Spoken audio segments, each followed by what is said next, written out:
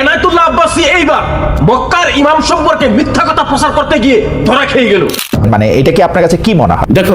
দেখুন কথা হচ্ছে যে যারা লামাযহাবী তাদের লামাযহাবীরা পৃথিবীর কোনো মুসলিম রাষ্ট্রে স্বীকৃত নয়। যেমন সৌদি আরবতে আব্দুর রহমান আর-সুদাইস কাবাগরের ইমাম সাহেব বলেছেন লামাযহাবী একটা বাতিল ফেরকা। গোটা বাংলাদেশে নাকি আহলে হাদিসদের 100 থেকে 200 মসজিদ আছে, এরকমই মিথ্যা কথা প্রচার করছে মিডিয়ার সামনে গিয়ে এনায়েতুল্লাহ আব্বাস। আমরা যারা আপনি বলেন বাংলাদেশে 3 থেকে 3.5 লক্ষ মসজিদ হানাফি ইমাম, কোন মসজিদ লেখা আছে হানাফি মসজিদ? কিন্তু বাংলাদেশে যে 200 লামাযহাবীদের মসজিদ আছে সেখানে তারা লিখে রাখছে আহলে হাদিস মসজিদ। আহলে হাদিসরা নাকি ইংরেজদের তৈরি, আহলে হাদিসরা নাকি ইংরেজরা তৈরি করেছে, এরকমই মিথ্যা কথা ছড়াচ্ছে মিডিয়ার সামনে গিয়ে এই মৃত্যু এনায়েতুল্লাহ আব্বাসী নিয়েছে।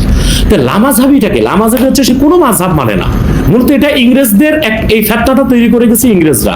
পৃথিবীতে 200 বছর আগে লামাযহাবী বলে কোনো মত বা ফেরকা ছিল না, সালাফি নামে কোনো দল ছিল না, আহলে হাদিস নামে কোনো দল ছিল না। আজকে আমরা নিয়ে আসছি এনায়েতুল্লাহ আব্বাসীর বিখ্যাত কিছু মিথ্যা কথা। এই এনায়েতুল্লাহ আব্বাসী যে নিজেকে ডক্টর লেখে আর নিজেকে এত বড় আলেম মনে করে, সে কি করে এরকম মিথ্যা কথা ছড়াতে পারে সাধারণ আম জনগণের সামনে? তিনি এইবার আহলে হাদিসের সম্পর্কে এরকম জঘন্য মিথ্যা কথা বলেছে যা শুনলে আপনি অবাক হবেন। এই এনায়েতুল্লাহ আব্বাসীর একটি মিথ্যা কথার জবাব আজকে যিনি দিবেন তিনি হচ্ছেন শেখ মুজাফফর বিন মহসিন। আসুন, মুজাফফর বিন মহসিন এনায়েতুল্লাহ আব্বাসীকে একটি কথার কড়া জবাব দিয়েছে। আসুন আমরা মুজাফফর বিন মহসিনের সেই ভিডিওটি দেখি। প্রখ্যাত প্রতিবন্ধী মিথ্যুক জাহির হয়েছে, এর নামটা মুখে নিতে ইচ্ছা করে না, আলখেল্লা পরে থাকে।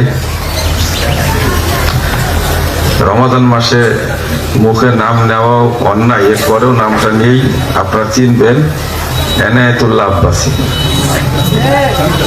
কখনো সিদ্দিকিও লেখে, বুঝছেন?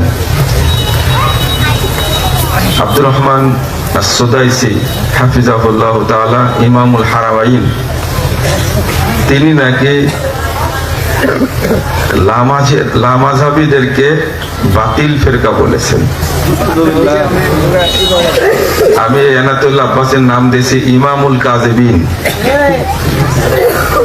মানে যত মিথ্যুক আছে, মিথ্যাবাদী আছে, মহা মিথ্যাবাদী আছে, তার ইমাম হলো এনায়েতুল্লাহ আব্বাসী। যদি ইমাম কথাটা ব্যবহার করা উচিত হলো না,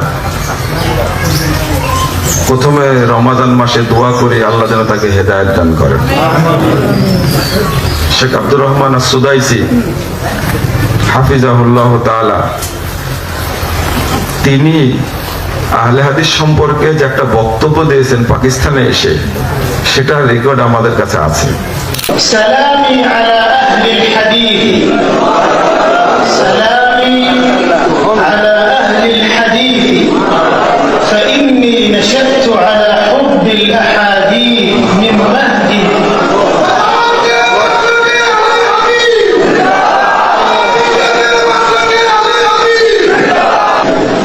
يقول الإمام أحمد رحمه الله عن الفرقة الناجية: إن لم يكونوا أهل الحديث فلا أدري من. إن جمعية أهل الحديث المركزية من الجمعيات الرائدة ليس في مستوى باكستان فقط، وإنما في العالم الإسلامي كله، بل في العالم أجمع. زرت أمريكا وزرت بريطانيا وزرت أماكن شتى في العالم، فوجدت لأهل الحديث دعوة، ووجدت لهم مساجد، ووجدت لهم نشاطا يشكرون عليه. এবং তিনি বক্তব্যের শেষ বাক্যটা বলেছেন যে পৃথিবীর সকল মুসলিমকে আহলুল হাদিস হওয়া উচিত। বলেন আলহামদুলিল্লাহ। আর একটা কথা বলেছেন, সৌদি আরবে এই এনায়েতুল্লাহ আব্বাসী মুখে যা বলে সবই মিথ্যা কথা বলে। আমি প্রত্যেকটাই প্রমাণ দিয়ে দেব। আহলে হাদিসদেরকে তৈরি করেছে ইংরেজরা। আল্লামা আব্দুল্লাহ আল কাফি আল কুরাইশি রাহিমাহুল্লাহকে যেভাবে উপস্থাপন করেছেন, যদি শুধু আল্লামা আব্দুল্লাহ আল কাফি আল কুরাইশিকে যদি বিশ্লেষণ করতে চায় এনায়েতুল্লাহ আব্বাসী, তো তার ঝোলা টোলা কিছুই থাকবে না। কাদের সম্পর্কে কথা বলে? বাংলাদেশে নাকি আহলে হাদিসদের 100-150 মসজিদ আছে। শেখ ডক্টর কি বলেন, শেখ লোকমান সাহেব আপনি বলেন তো, টাঙ্গাইল কত মসজিদ আছে?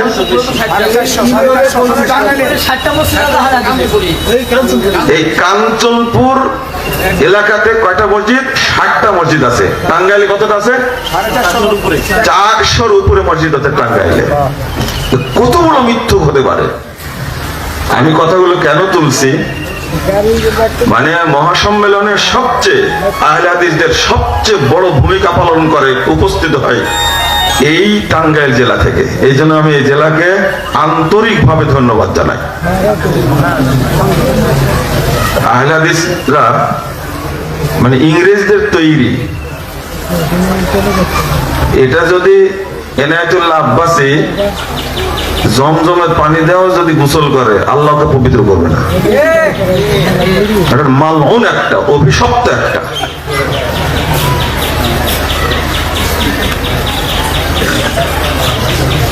যদি তওবা না করে, কথাই কথা আহলে হাদিসদের কাফের বলে। খালেদ মহিউদ্দিন সাহেব এটা জেনারেল শিক্ষিত মানুষ, এটা জেনারেল শিক্ষিত মানুষ। সে বারবার খুঁচায় বলার চেষ্টা করছে। আমি মনে করি ধর্মীয় জ্ঞান এই ভণ্ড আব্বাসীর চেয়ে খালেদ মহিউদ্দিনের বেশি আছে। সেই যোগ্যতাটুকু নাই। তাকে নিয়ে কথা বলতাম না, কিন্তু একটা প্রভাবশালী টিভি চ্যানেল এবং পরিচিত, সারা পৃথিবীতে পরিচিত খালেদ মহিউদ্দিন সাহেব, তার কাছে সাক্ষাৎকার দিতে গিয়ে আহলে হাদিসদের বিরুদ্ধে যে মিথ্যাচারগুলো করেছে। সম্মানিত দর্শক মণ্ডলী, আপনারা তো মুজাফফর বিন মহসিনের সেই বক্তব্যগুলো শুনলেন, যেখানে তিনি এনায়েতুল্লাহ আব্বাসীকে কড়া জবাব দিয়েছেন, একটি কথার জবাব দিয়েছেন। এনায়েতুল্লাহ আব্বাসী এত বড় মিথ্যুক যে কি বলবো, এর মতন মিথ্যুক আমার মনে হয় বাংলাদেশের জমিনে নেই।